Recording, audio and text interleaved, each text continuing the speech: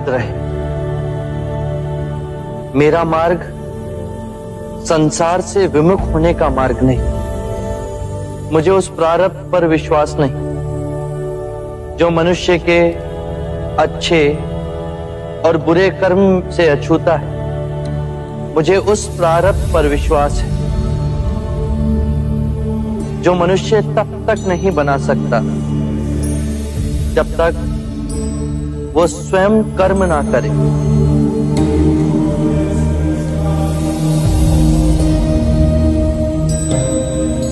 हमने मां समान पृथ्वी को दुखदाई बना दिया है। संपूर्ण संसार दुख और पीड़ा से तड़प रहा, परंतु ये संसार दुख और पीड़ा का संग्रह नहीं।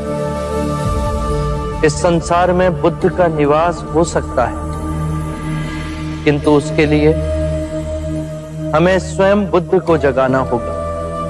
और अब उसका उत्तरदायित्व आप सब पर है।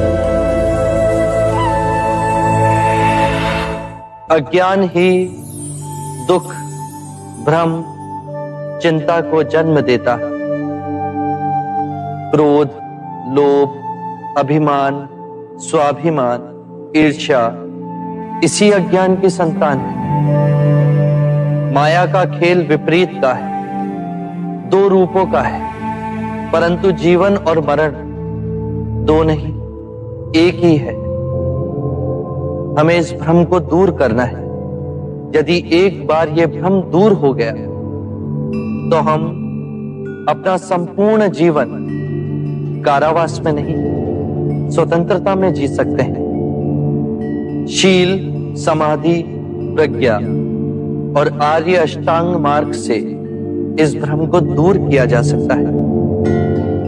एक बार पुनः दोहराता हूं, सम्यक ज्ञान, सम्यक विचार, सम्यक वाणी, सम्यक कर्म, सम्यक आजीविका, सम्यक प्रयास, सम्यक चेतना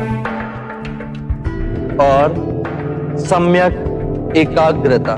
जिसकी निद्रा उड़ गई हो उसके लिए रात्रि बहुत लंबी है।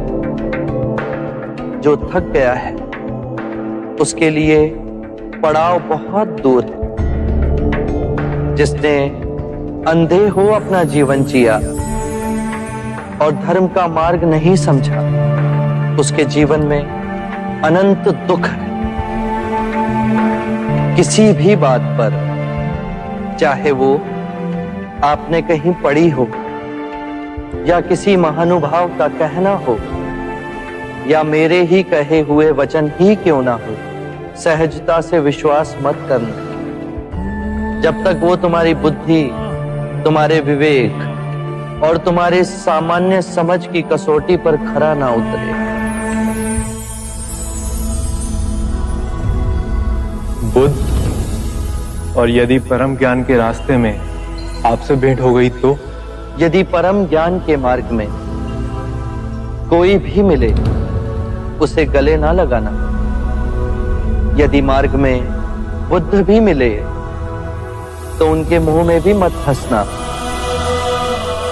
चाहे उस मार्ग पर तुम्हें पिता ही क्यों ना मिले, उनके मोहवश भी मत आना।